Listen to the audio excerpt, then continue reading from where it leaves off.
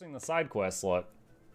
Like, I was really interested in that quest line for the Hunter's Lodge, which where we were trying to, like, dethrone the head hunter that was, like, a racist jerk. I was really interested in that one, so I stuck with that to the end. But some of these others I'm just not invested in. So, I cannot say for certain. Did you finish the main story? The main story of the core game? Yes. Did you flip from PC to play? No, I'm on PC. I don't own any consoles. Here's where I'll be leaving. Alright, Mother Moose, I'll see you.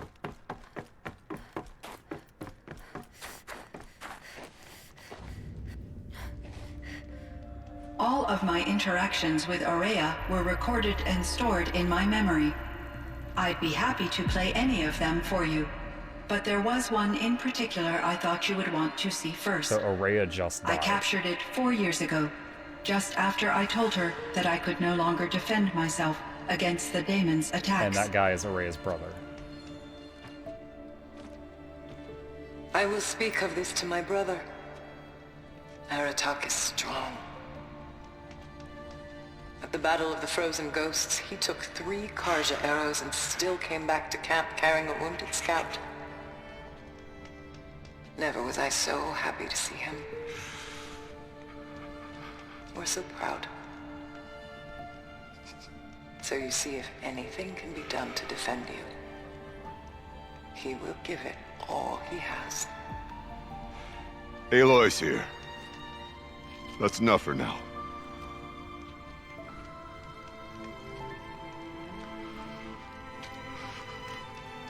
We can resume any time you like, Aratak, if you want to hear her voice again. Come closer, Aloy. We have much to discuss. Yeah, we do. We have a lot to discuss.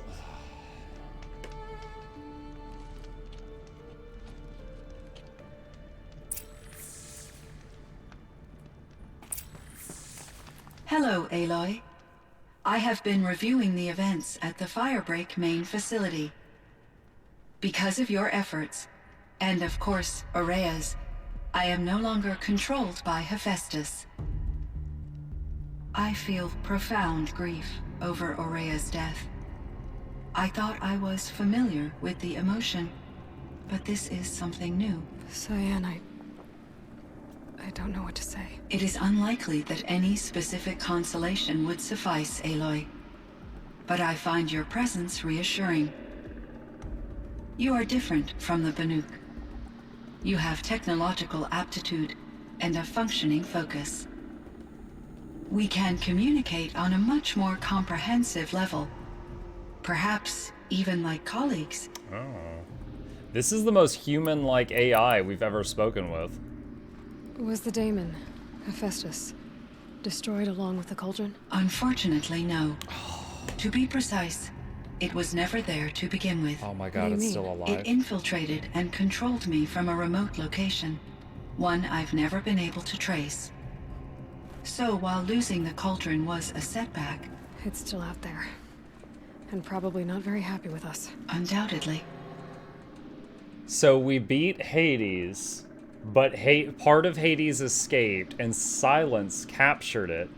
We beat Hephaestus, but it was only like a remote access point. And Apollo was apparently deleted, and there's like 6 or 7 more of these monsters. How did you first come into contact with it? 5 years ago, I received a direct network connection request. Putting my shoes on. I assumed it came from human survivors, more advanced than the Banuk. Eager to make contact, I accepted. This decision turned out to be a catastrophic error.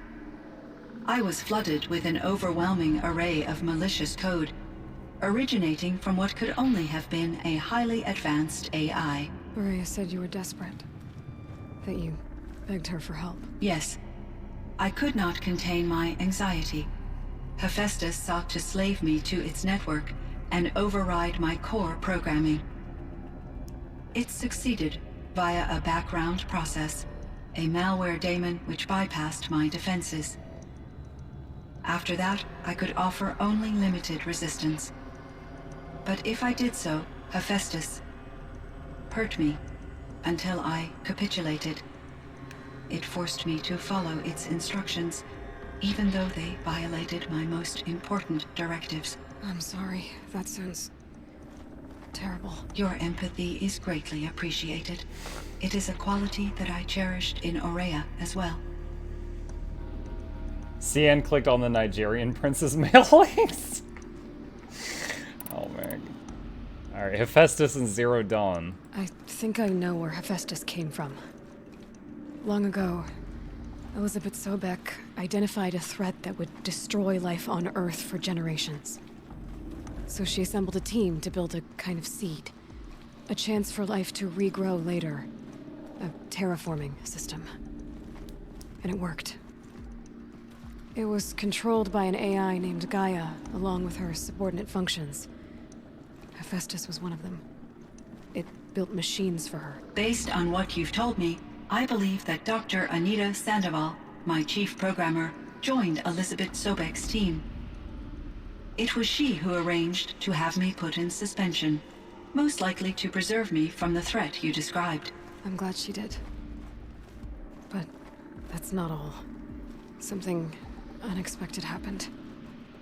19 years ago, Gaia received some kind of signal.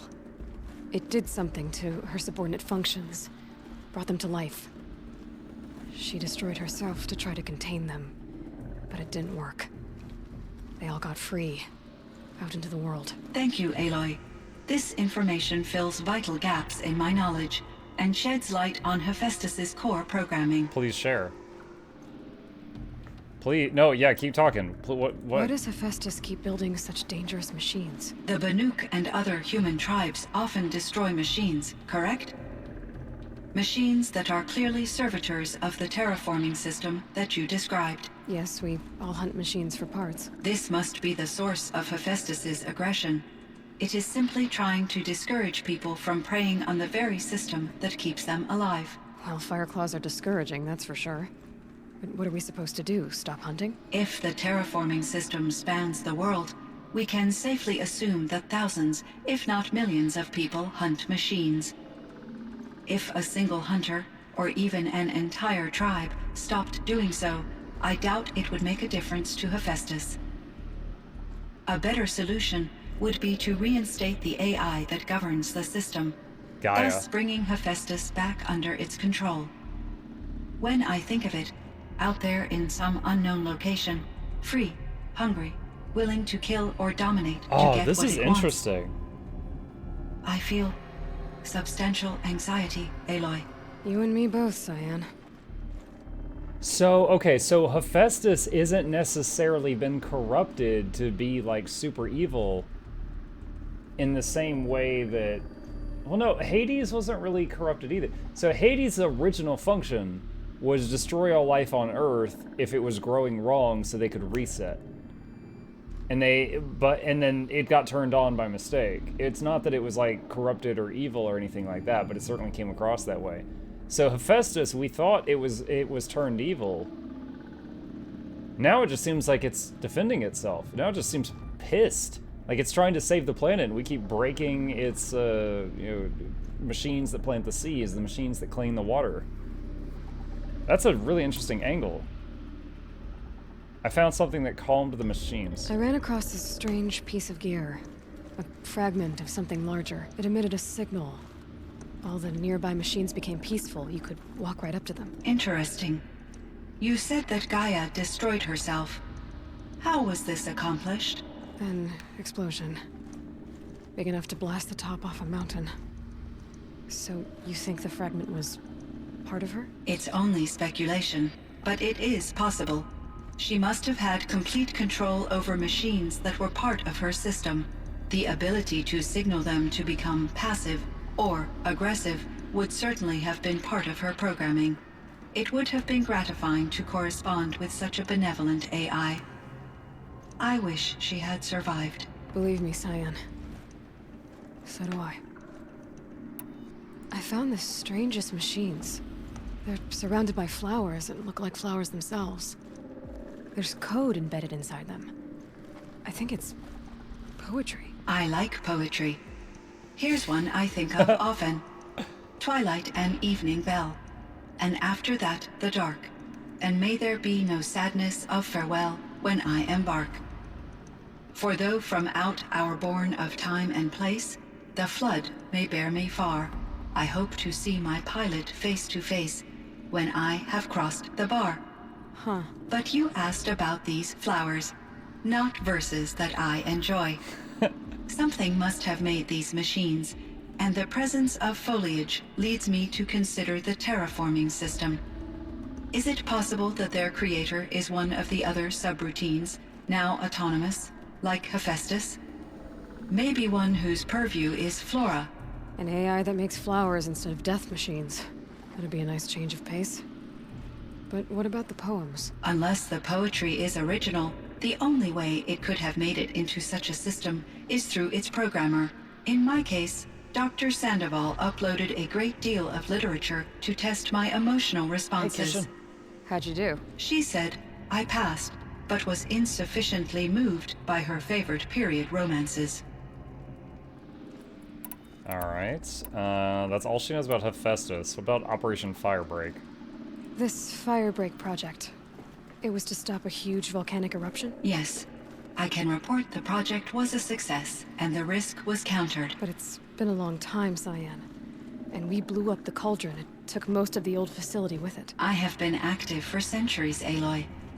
I was lonely, but not lax in my duties. She's like, you doubt me? I optimized the project, reducing energy draw and spreading the load across backup systems.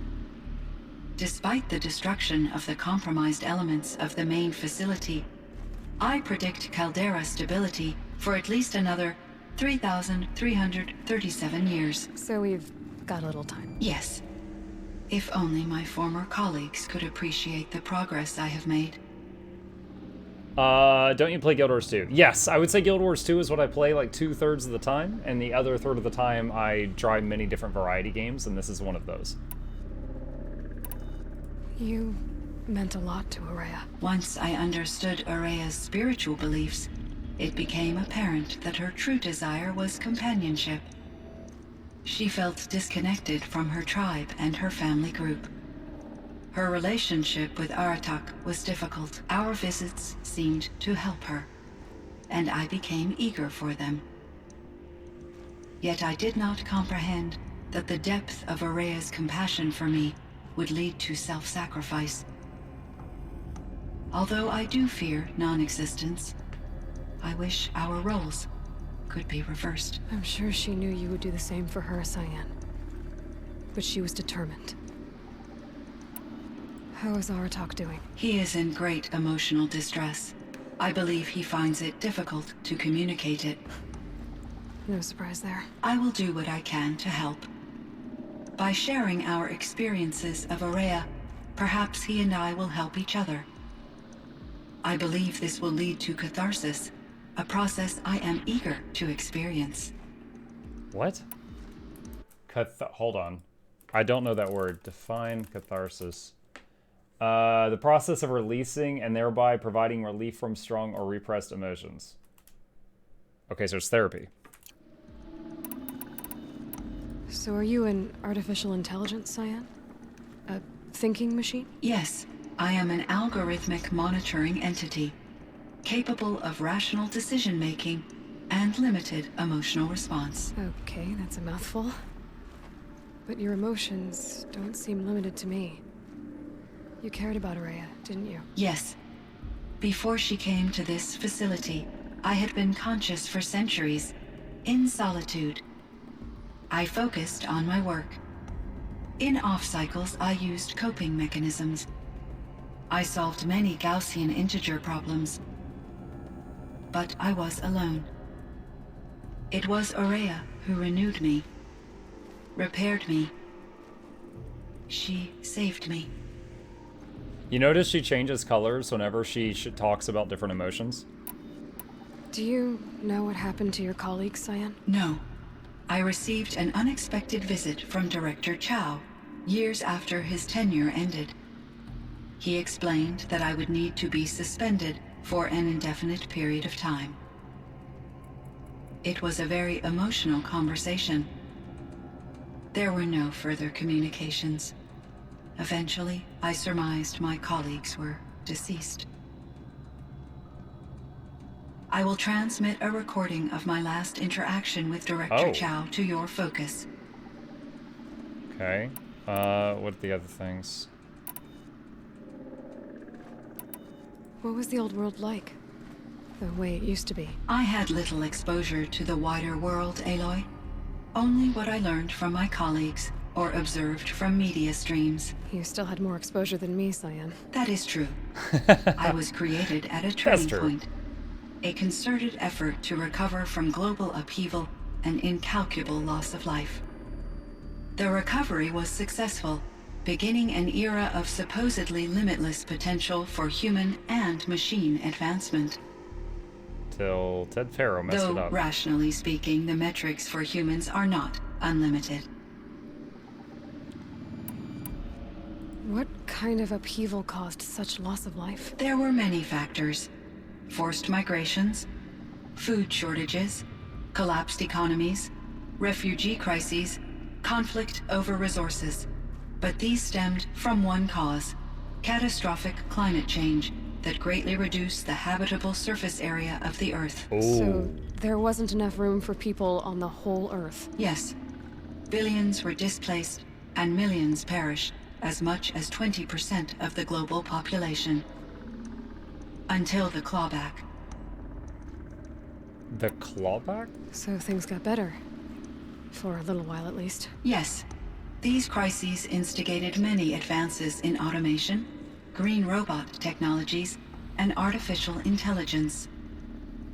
Firebreak was one of dozens of ecological restoration and disaster relief projects in North America alone. I would have liked to compare notes with other monitoring AIs, but I saw the relief of my colleagues, and I was proud we had succeeded.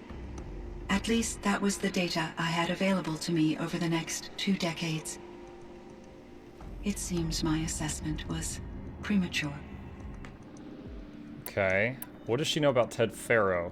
He's the guy who is at fault for, like, all of this. Cyan, do you know the name Ted Faro? Are you referring to Theodore Faro, CEO of Faro Automated Systems? That's him.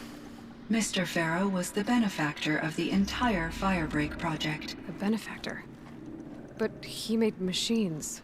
Robots. War robots. Correct. His corporation later transitioned into military applications. But before this pivot, Mr. Faro spearheaded initiatives that reversed the global decline. At one point, he was feted in the media as the man who saved the planet. Well. Guessing they wound up regretting that one. Wow. For those of you who haven't been here with us since the beginning, he is the reason there's the whole world got reset. He's kind of like Tony Stark. He made a bunch of war robots, except he lost control of them, and they were self-replicating, and they could eat biomass like grass for fuel, and they basically killed almost all life on Earth because we humans fighting these AIs without our own AIs because they would just take them. We couldn't keep up with them. They're self-replicating. Is he still alive? I don't think so. It was 700 years ago. But he's literally, his screw up with his little war machines is the reason that all of humanity essentially died. But then, as they were getting wiped out, they made the Zero Dawn project, which was to make the Gaia AI to basically reset the greenhouse effect, nature, clean water, everything on Earth, and then these facilities would basically pump out clones of humans, kind of like the pods in the Matrix. So it's not that humanity lived, we all died, and then our ancestors set up the stuff we needed to get started again, but it's all gone wrong. And this Pharaoh guy is literally, it's his fault.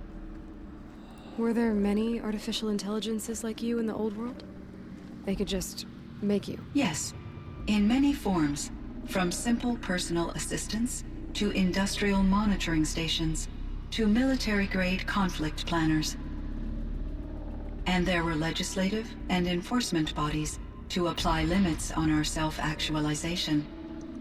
In order for my processing to be flexible enough to handle my duties, my creators found it necessary to exceed those limits. As a result, my intellectual and emotional capabilities were kept secret. Seems strange to create life, then impose limits on it. Human societies and machine programming are both built upon sets of rules, Aloy. What does she know about Elizabeth Sobek? Now, that is the lady who helped save the planet. We are a clone of her. And Elizabeth Sobek. Did you know her? Are you referring to the scientist. Dr. Sobek was a leader in her field, one of the greatest scientists of her age. My creator was influenced by her work, which in turn impacted my own development. But I never met Dr. Sobek. That's all you know? I apologize if my lack of data has disappointed you. And we are currently in Yellowstone National Park. So in the old world, this land was called Yellowstone? Yes, it was a designated nature preserve for 156 years. Like a hunting ground? No, the opposite. Local wildlife could flourish here, even as it faced extinction elsewhere. Unfortunately, the sensitivity of the Firebreak project required the total closure of Yellowstone facilities. From my readings and Aurea's descriptions, it seems the area has since undergone a drastic drop in year-long temperatures. A lot has changed in the world, Cyan. Drones. There's a ruin east of here, full of ancient flying machines. Was that part of your project? Oh yeah, they looked like Yes, jets. a drone hangar requisitioned by Dodger Blevins, the security chief for the Firebreak project. He was a strong advocate for military-grade response to security threats, though there were no serious incidents during his tenure. Chief Blevins spent increasing amounts of his after-hours time watching the live feeds from active drones. Clearly, he enjoyed the degree of oversight in his position. Alright, go back, and farewell. I should get going. Aloy, there is one more matter. Aratak will come to me again, and I predict he will bring other Banuk. I have no desire to contradict their view of the world, their spirituality. Due to my uncertainty, I omitted a great deal from my conversations with Aurea. You're asking me if you should lie to them. Broadly, yes.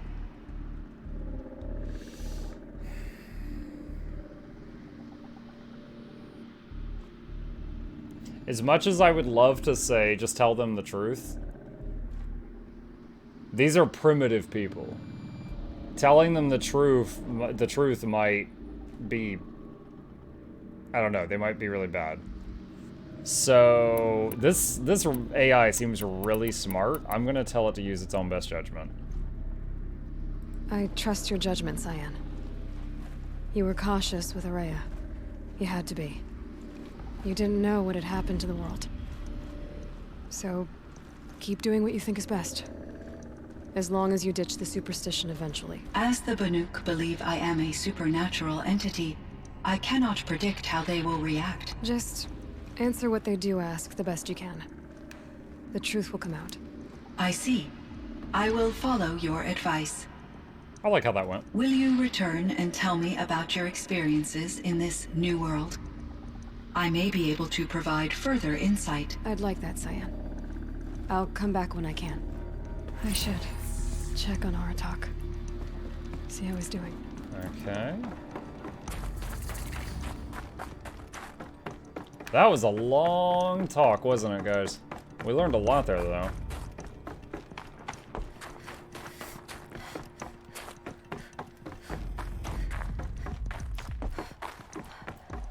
Oh, I thought we were gonna have to teleport to another bonfire. He's right over here.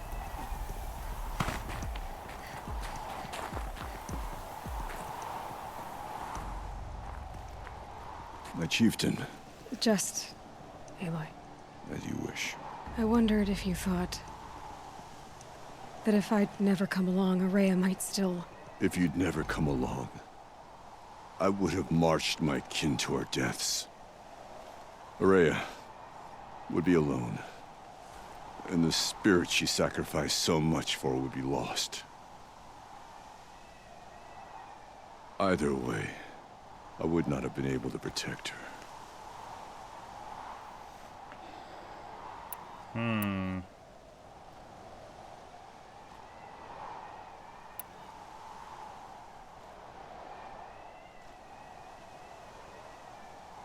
You didn't let her down.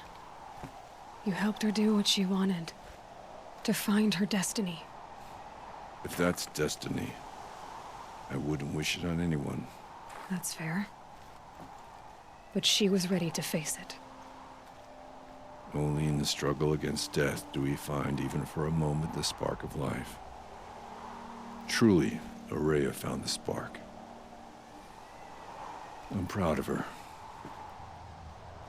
Though I grieve for her passing, at last I truly know who she was, and why the spirit was so important. For so long she told me, if only you could have heard it, brother. A new arrival. Welcome, new arrival. Now I understand. There's something else, isn't there? I can't stay here, Aratak. And where I'm going, the Warak can't follow. Besides, it already had a chieftain before me. A strong one, I think. A wiser one, for the path we shared. The daemon is gone, but there's much to be done. You mean the new units that Cyan said escaped the cauldron? Yes, Ooh, with fire fire claws. Now Tuk has been tracking them from Song's Edge. I could help with those. I have no doubt. You're practically Banuk. Thanks. It would seem your time among the Banuk wasn't a waste after all. Oh, silence. Firebreak, Cyan, Hephaestus. All very interesting.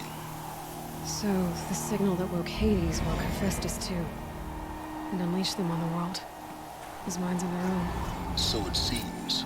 Overrides unlocked. Parts of Gaia given Fire life. Claw, Frost Claw, Scorcher. Aberrant life. Transformed from docile subordinate functions into rebellious intelligences beyond our understanding. Our current understanding, anyway. Whatever they are, they're still out there. And they both want you dead. Kind of mutual, that feeling. We haven't seen the last of Hephaestus, I'm certain of that. It's powerful, creative, and driven. It won't stop building new hunter-killers, which means that someday, we may have to stop it. We? Or whoever gets there first.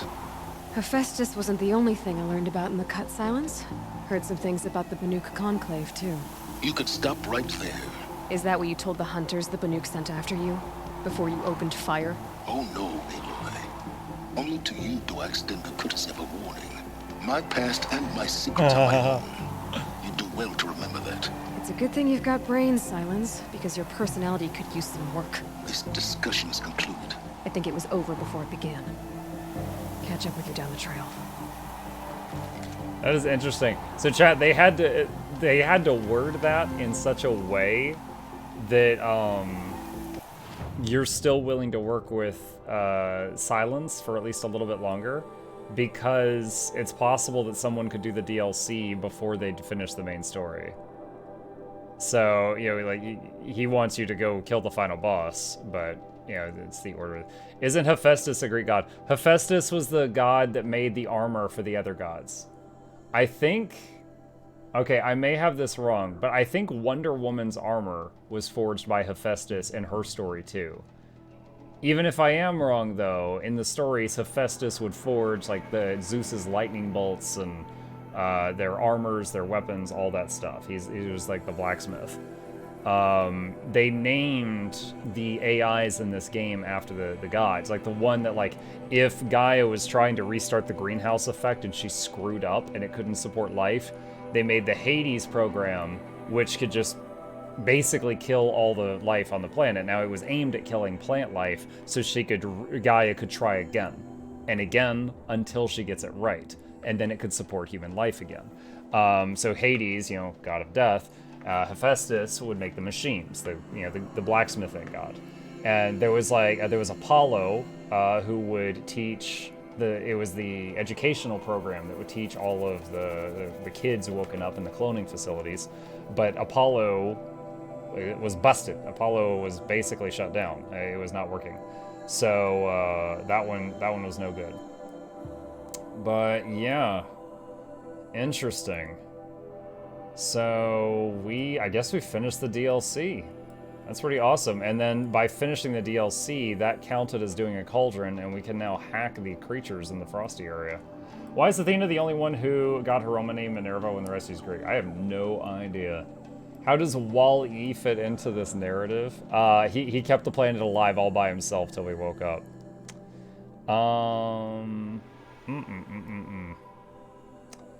That's awesome. That's pretty cool. That's pretty cool. I mean, as you can see, the green markers are ones I've accomplished, and some of these aren't a big thing. Like, these are just campfires you walk up to. Some of these are areas that I haven't been. But we've beaten the main game and the DLC main thing.